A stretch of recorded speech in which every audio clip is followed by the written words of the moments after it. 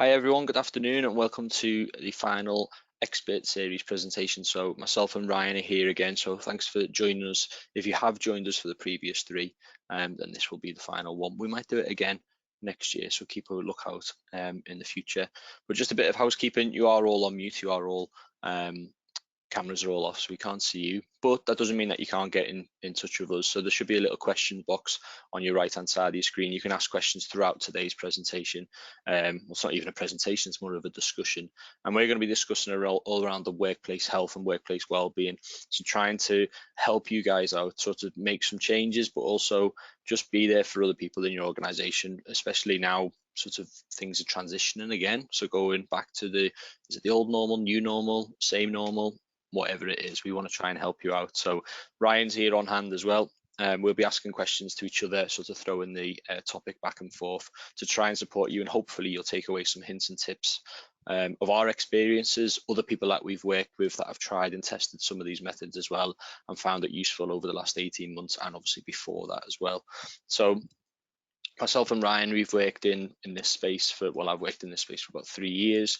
We've both got a background in health promotion, as you know. As I said on the other three, I'm a registered nutritionist. Ryan's also worked in similar field, haven't you, Ryan? Yeah, so taking those small steps to help improve people's health essentially. So yeah, hopefully we'll touch on our experiences. Exactly. So yeah, as I say, throughout today's session, you can get in touch with us. Just throw your questions in the question box. I've got them open on my screen, so if we can sort of bring it into the session, we will do. But also we'll answer questions towards the end as well. So don't be afraid, pop questions in or just comments, things that experiences that you might have experienced over the last 18 months, help that you might want as well, individually, but also collectively for your organization. You're all champs, you're all well versed in the Vitality program and the Vitality product, but we'll try and bring in some of the Vitality program as well, so that you can use those things that you've got at your fingertips, and the members that you represent as well and your colleagues, they can use as well. So in the handouts as well, one of those tools that you've got at your fingertips is the coaches program. So in the handouts on the right hand side, you'll see that, which has all the events that are taking place this month. This one wasn't on it, this one is select for you guys, so you should feel very privileged. So well done for joining. But I'm going to throw the first question across to you, Ryan. So today we're going to be talking about workplace well-being. So why is well-being important? Why is it such a key sort of subject at the moment? Yeah, so I think first of all, well-being is often split up into two sections, sort of your mental well-being, your physical well-being. I often talk about a third one, which is your social well-being. And I think the main thing is they all interlink with each other. So if someone's physical well-being's taking a little bit of a knock, that often then leads to their mental well-being sort of deteriorating it a little bit. And similar, if someone's struggling with their mental well-being, they then might start neglecting their physical well-being. And then link the two together. If someone's struggling with their mental well-being, or if someone's not able to go out and be physically active, for example, that can then have an impact on their social well-being. So I mean, the reason it's important is essentially it can affect quality of life, and I know we're specifically talking about workplace well-being. And if someone's well-being is taking a bit of a knock sort of when they are working, that can then impact their personal lives, or if what's going on in someone's personal life, they bring that then into the workplace, and that can then have a knock-on effect to their colleagues. So if someone is, if someone is being a little bit negative because something's going on, that can then have an impact on other people. So I guess sort of when it comes to, well, like I said, we'll split it up. When it comes to your mental well-being, the reason that's obviously important is because that can affect your sort of outlook on life essentially.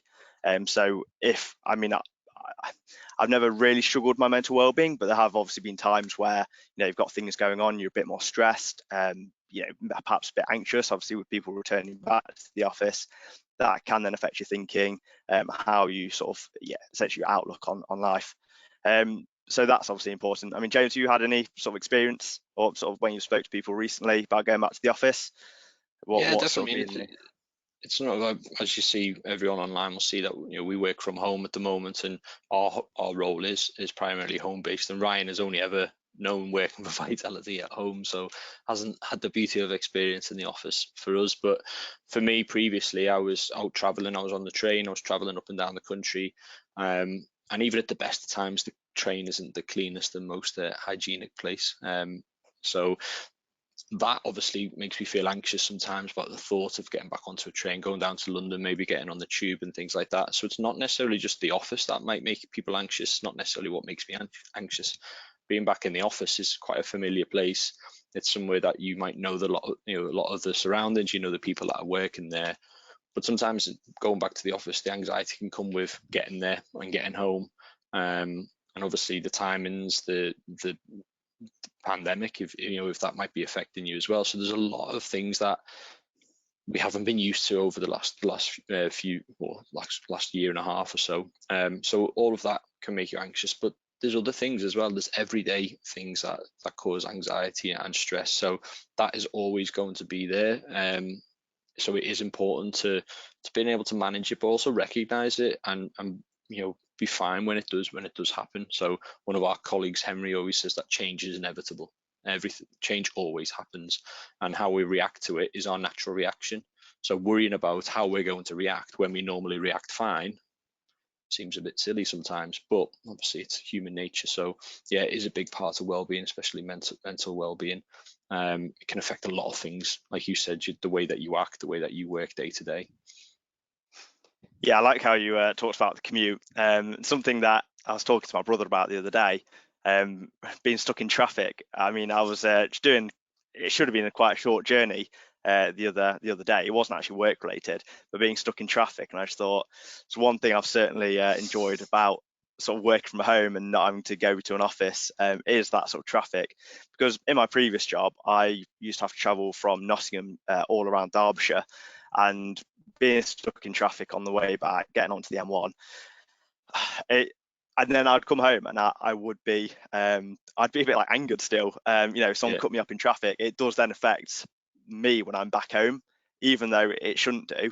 This person who's cut me up in traffic hasn't, they don't know they've angered me, but I then bring it home. And that then probably affects how I then interact with people in the home. So, I think especially if people are anxious, if people aren't used to being stuck in traffic in a while, they can react a bit differently.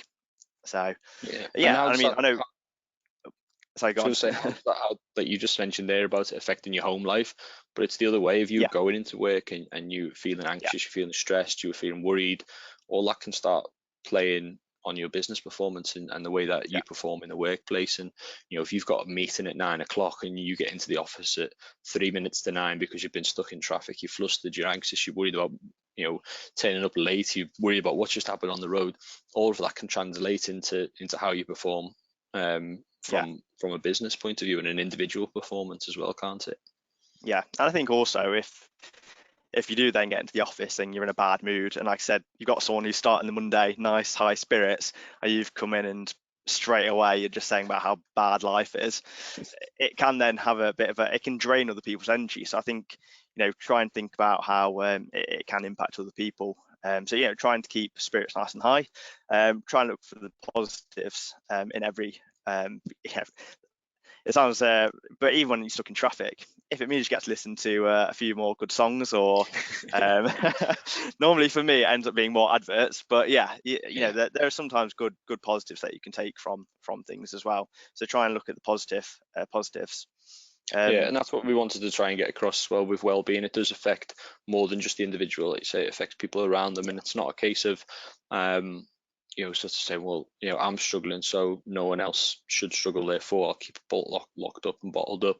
But it's creating that sort of that culture where you can talk about your problems. If you do turn up to a meeting rushed, I mean, one of our colleagues said it to me the other week. If someone does turn up late to even a video meeting, the first thing is to sort of not have a go, but you sort of make a comment and say, I can't believe you turned up late, blah, blah, blah.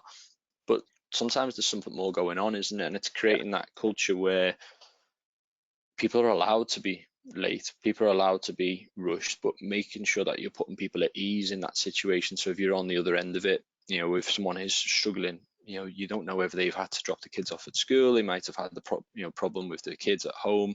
You don't know what's going on. So I think it's important to sort of have that culture where it's, well, let's just take a second, figure out why you're worried, figure out why you might be stressed out, why you're anxious, and talk through those sorts of situations, and maybe be there for one another, which I think is, it's something that you don't have to pay for as an organization. You don't have to get insurance for it. Vitality health insurance is great, but it doesn't solve that kind of issue. It's the human touch, isn't the way I say it to some people is, we've sort of got onto how you can support well-being in the workplace. If it is affecting people's individual performance, it is affecting their home life and their work life, then trying to support them and making sure that every area is covered in a way. If you can just be open and have an open conversation with someone, you can get to the bottom of what's causing those issues, and hopefully there might be something in line that can fix it and can help it. So yeah, on that, Yeah, in terms of well-being being important, I think you were just touching on your health in general as well, about how it affects different areas of your health. Do you want to just give us insight on that as well? yeah, so we sort of did go a bit on to sort of mental well-being. But yeah, again, if someone is struggling with their mental well-being, like I said, they might then start getting out of their routine. So for me, I love going to the gym. Some of you might be calling me crazy, but I do really enjoy going to the gym. But if I am a bit stressed, if I've got things going on in my life, I then do find that I do have to drag myself to the gym, and that's something I really enjoy doing. Because for some people, being active, um, they they've kind of got to drag themselves in the best of times to be active. And we always say try and do something you enjoy, but there are still times where I've got to drag myself there and I don't enjoy it. So if I wasn't able to drag myself to the gym, that would then sort of impact my physical well-being as well. So yeah, if people aren't being physically active, we know that can impact their musculoskeletal health. We also know that can affect things like their cardiovascular health, also things like joint, well, links in with musculoskeletal health. But if someone is just sort of being sat down for long periods of time, you start getting aches, pains, and like I said, that will affect them at work. But it might then also mean they don't go to the gym or don't go and play football because they've got a back injury or the shoulders start to feel a bit iffy. So I think making sure you're supporting your colleagues, just take some breaks. Don't spend hours sat down. I think sometimes it's almost, we're in a culture where people like to be proud of the fact that they've just been sat at the desk for hours on end because it shows they're a hard worker. But essentially, if it's going to affect their physical well-being, also their mental well-being, it's not really an achievement. Yeah, exactly, and I think it's something that we've talked about off this call, and when we're talking just in general. There's a lot of people who sort of pride themselves on being busy and working extra. And there was a report that came out, the Healthy Hybrid report that Vitality were part of earlier this year, and it showed that a lot of people are working extra hours when they're working from home. When people are in the office, I know colleagues, I've done it myself, where you've been in the office and you work a little bit extra, and all of that can impact your routine. Like you say, if you're someone who likes to exercise in the morning and you can't because you've got to go into work, that can obviously throw a spanner in the works. You might have to go after work, in which case you're stuck in traffic, you don't want to go, you want to just get home, and all of it can have a knock-on effect. And I think that's what we want to try and get across in this session, is it's not just about things that you might go out and purchase for the workplace. It might not be things that you just go out and say, well, you've got this available, and just signpost people. That has its place, but I think what we want to try and help you guys as champs is to sort of say, well, what can I do just in my day-to-day life, my day-to-day work life, to support people in the workplace? And do you know what is available out there? Do you know what you've got as an organization? Do you know what support mechanisms you've got in place? And also, you as a person, is there anything that you want to do to support people in the workplace, whether it be trying to improve physical health, whether it be trying to improve mental health, whether it be trying to improve the business performance? All of that can play a part in well-being and health. Just let me know in some of the questions as well. If you want to put some comments in there about what you've done as an organization over the last 18 months or something to keep like morale high, or if you are going back into the office, is there anything that you've done to maybe make sure that people are feeling safe? I know there's a lot of things out there that people have done, so it'll be great to share it with the community we've got here. So bear in mind, there's a few of you online. Make sure you pop in the questions, what things that you've done, either to support colleagues in the last 18 months or supporting colleagues going back into the office, or you might have worked in the office the whole time, which I think now I'm very jealous of. Now I've been at home for what feels like an eternity. Okay, so that's why sort of health and well-being and health is important. What about sort of support and well-being? So I've just said about sort of the changes that you can make. We split it up earlier than when we have a call earlier this week, and we said about splitting it up into sort of reactive support and proactive support. the proactive support is probably what I've just mentioned a little bit or touched on, is that talking to people and talking things through and making sure that if there is a problem, solving it there and then rather than kicking it down the road.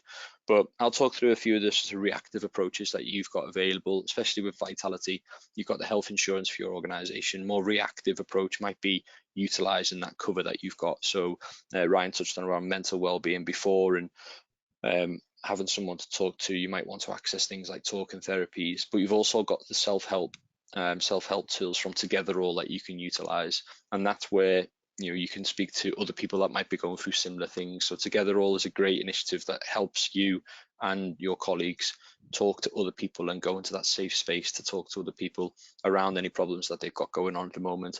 And what I think is a silver lining over the last 18 months is we've all been in a similar situation. We've all been thrown into this because it's all the same things affected all of us. So having those people to talk to is really, really good, and it can sort of problem shared is a problem halved sometimes. So that is what's available to you.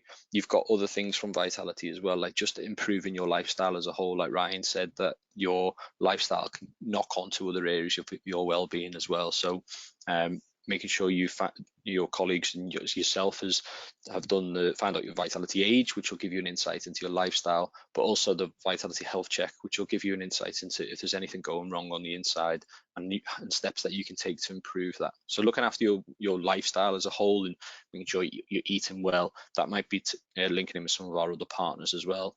And then also making sure that your physical health is good in terms of maybe getting enough activity in and supporting, you said, Ryan, those normalizing healthy habits as well. We're quite quick to jump on, what's gone wrong and what we can't do. We need to be working all the time. It's really good to be busy. It's really good to be working long hours, but it's actually not. It's really No. good to be exercising. It's really good to be healthy, and trying to normalize that and celebrating that rather than the other way around. And don't be afraid to say, actually, I'm not quite that busy, but you need headspace. You can't just sort of be and that wasn't a plug for Headspace, the app, by the way. You need space to think. You need time for your brain to recover, and recovery is just as important. So obviously that's some of the reactive steps that you can take in making sure that those pathways that you've got in your organization are spread far and wide throughout the organization, so everyone knows what they've got access to if they need to seek support, and putting that into a package or advertising it in the right way to make sure that people have got that, whether it be on your intranet, whether it be just as an email every so often, just to say this is what you've got access to, or just having things like mental health first aiders and stuff like that. So there's someone that people can talk to is a really good way to make sure that you've got that support within the organization. So Ryan, what are some sort of proactive steps that people can take to make sure that people don't get unhealthy or don't become sort of have poor health and poor well-being? Yeah, so like I said, I think the reactive stuff's more like the care side of things, the things that you can access when your health or well-being sort of deteriorated. But like we said about the working long hours, it's all well and good, but then if it does then trigger your mental well-being, that's then you're having to react to that. Whereas actually the proactive side of things would be taking those small breaks. We've got in the handouts, you've got the coaches program, so there's a whole host of different things on there. So you've got different workshops, you've got different exercise classes. So you've got that at your there to utilize when you need it. So perhaps just taking some time out of your lunch, perhaps doing it before work, after work. If you can take an hour out at a certain time, do some activity. That's going to help improve your physical well-being. As I said, taking breaks, that's going to help your musculoskeletal health. And then when it comes to your mental well-being, you mentioned Headspace. So when I talk about Headspace, I always do a similar thing, but Headspace is for everyone. So I think people hear about Headspace being a mindfulness app and they think straight away, well, I don't struggle with my mental well-being. And that's the thing, people seem to think, well, I don't have mental health or I don't struggle with my mental health, but everyone still has mental health the same way that everyone still has physical health. And if you don't look after it, it's then a bit of a slippery slope. And then if you do start struggling with your mental health, you might think back and go, well, if I just looked after my mental health or mental well-being, previously, could I be in a better headspace to deal with this stress? Or, life essentially happens, you don't know what's around the corner. So if you can be in a better headspace, perhaps using Headspace, using Headspace, you might be able to deal with things a little bit better. Also just checking in with people. So I know you mentioned it earlier, James, but my camera wasn't working during one of our team meetings, and it generally just wasn't working. So I had a black screen up, and made a little bit of a joke that I was having a bad hair day. And one of my colleagues actually just messaged me, just saying, "Is everything all right?" And I couldn't work out why he'd messaged me, and he was like, "Oh, your camera's off. Your camera was off, and I just want to check everything was okay." I was like, "Oh yeah, no, everything's fine, mate." But he checked in, he reached out, didn't cost him anything. And that's the thing, if something had been wrong, he'd opened up that conversation where I could have turned around and said, had something been wrong, I could then speak to him about it. And that could have saved me perhaps my mental well-being continuing if I didn't speak to anyone. It's just normalizing those conversations, reaching out to people. Something I suggested with James is, maybe just a 5-minute well-being check before at the start of meetings.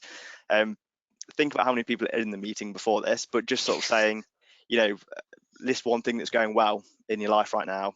I used to do it in my old weight management groups. I used to get all sorts. You'd have someone who looked a bit miserable who'd end up sort of saying, "Oh, well, I'm getting a puppy next week," or my favourite was, I think, like a 60-year-old man saying that he's getting a trampoline for his granddaughter, and I mean, it's definitely for him rather than his granddaughter, but it just gets those conversations going, and you might flag that someone's actually not really engaged, the tone of voice, perhaps the camera is off, and then after the meeting you can then sort of check in with them, check everything's okay, and just be like, "Oh, you just seemed a bit quiet." And you said it doesn't cost anything, but you might actually have opened a conversation, and then if the person is struggling, you can then perhaps suggest some of the reactive measures, so perhaps suggesting together all or talking therapies. Yeah, definitely. I think there's a lot said for just a simple conversation, Yeah. or a simple question. It was funny actually. My wife was on a train home from her office yesterday, and there was a person in front of her on the seat in front on the train, and she could hear him crying. So it was a guy. She said it was maybe early 20s or so, but like really really sobbing. And she said, "I'm not really in an ideal position." Obviously, she was messaging me, so I'm not in an ideal position to talk to him. Don't want to make him feel more embarrassed and what have you. Um, but anyway, she reached around. She said, "Oh, just checking in. You're okay if you want to talk through anything." And that it's nothing, like you say, it costs nothing. And that's a complete stranger. You've got people that you work with day in, day out. Anyway, this lad was really, really appreciative. He said, "No, I'm fine. Don't worry about it. But thank you very much for checking. I really appreciate it." And then he collected himself about 10 minutes later, said, "Oh, thanks so much again for checking in. That was really, really, really appreciate it." And then as you got off the train, he said it again. And it just goes to show that opening that conversation with someone, you might not get anything back, but they might just sort of appreciate it, and they might come to you later in the day or later in the week and say, "I really appreciate you reaching out." And they might feel more comfortable opening up and talking through the problems. And that's where maybe the next steps might be a bit difficult for a lot of people. It is hard to sort of take that step and say, "Oh, you okay?" But when you think about it, it's a simple phrase. You probably ask people that on a regular basis, but sometimes it can mean more at times. And then the next steps is all around what you can do and what interventions you might want to put in place. And intervention always sounds like a really strong word when I think about it. But what I mean is there anything that they can access? And you've got the Vitality program, which runs obviously alongside your insurance. You've got access to that, and we don't want to just promote that. And obviously that is there. That's there as champs, but there's other things that you can look to use, and there's other things out there where you can just bring interventions in and away from the workplace. Whether it be like Ryan said, they used to run weight management sessions. Local councils will run those. You've got mental health charities that run a lot of sessions as well, things like Mind. So you've got a lot of things that are out there that you can utilize if someone is struggling, and just walking someone through that process, whether it be they're struggling with mental health and it can be quite serious, or it could be something quite light-hearted and say, "I just want to do more exercise and don't know where to start." All of that can start to come to the front and the forefront of people's minds. And Ryan, it hit me before when you said everyone has physical health and everyone has mental health, and it's important to look after that at all times. Same with physical health. It's so easy to lose fitness. It's so easy to lose your physical health when you stop training. You see these people at the Olympics, and they train and they want to get to the pinnacle of their sport in the Olympics, but they don't stop as soon as they've done that. They don't say, right, I've won a gold medal, there we go. They carry on their training, and then they'll up it again when they go into the next competition, which might be world track championships or something like that. But you've got a level that you might want to stay at for a long time, whether it be physical or mental health, and that's where obviously there's a lot of things that you've got access to fall back on with vitality and away from vitality as well. So that takes us on to sort of practical steps then, Ryan. So we've been working with group contacts and with champs alike over the last 18 months or so about how they can sort of engage people with programs, with interventions, whatever that might be. What are some of the steps that champs can take maybe to help more people? Yeah, so I think the first thing that we've sort of spoken about before is just making sure it's inclusive to everyone. So you as champs might be very active, you might be getting 40 activity points a week, getting your mindful minutes, making sure that the challenges that you're setting aren't just pushing more of a divide between those that are engaged and those that aren't engaged. So try and be inclusive to everyone. So one thing that we've done is a silver. Well, we've been running it as silver by September. Obviously, it's leaving it a bit short now, but that's sort of encouraging people to just take those steps to understand their health, doing the online health review and the health check to find out the vitality age and then find out the blood glucose and blood cholesterol. And then sort of that can lead to people giving them that insight into how their lifestyle is currently impacting their health. That can lead to them taking their own steps to check what partners they've got access to, or getting away from vitality. They might go, well, actually, I'm going to join my local gym. It doesn't have to be one of our partner gyms, or whatever aspect it is that they sort of it gives them a nudge to work towards. So I was liking it to someone stepping on the scales after Christmas. It's that thing of, right, I need to do something about it. Whereas if you didn't step on the scales, people can just carry on after Christmas gaining weight. It just gives people that little bit of a nudge. Then when it comes to being inclusive, one that I really like the idea of, although Strava isn't one of our partners, is instead of a steps challenge, doing a sort of something to do with like a route. And one that I quite like the idea of is trying to draw a picture with your route on Strava. Try and keep it PG. Although your intentions might be good, if you take a slight detour, it can create all sorts. But it creates a bit of fun, and that's the thing. People will get involved if it's a little bit of fun, rather than it being a strict competition where it's just going to be. So let's be honest, if someone's struggling to get 6 activity points a week, and you say, right, let's do a steps challenge, if Barry in the office goes for a hike each weekend, someone's going to turn around and go, well, I already know that he's going to do a lot more steps than me, so they won't bother. So the one thing that we've done for silver by September, again, it's not a race first one to silver, race to September, race to silver. We've done it as a draw, so that anyone who gets into the draw by that time frame is in with a chance to win. And that way, it's not a case of someone going, well, I'm going to take longer than such and such to get there. So again, make it enjoyable and play to other people's strengths rather than it just being, well, I enjoy running, so let's do a running challenge. So another one I quite enjoy is James, I'll let you think of some ideas, but kitchen related. So there'll be some people who perhaps aren't very active, but they're absolutely whiz in the kitchen. So one I've thought about before is sort of cooking with a certain ingredient and sort of seeing what people come up with, sharing the recipes around. I've put you on the spot now. Thanks for that. No, I think with health as well, everyone automatically goes to physical activity, and I think it's easy or easier to do something more than to sort of change lifestyle as a whole. So if you do a steps challenge, people have to go out and do steps. If you do a running challenge, people have to go and run, cycle, whatever it might be.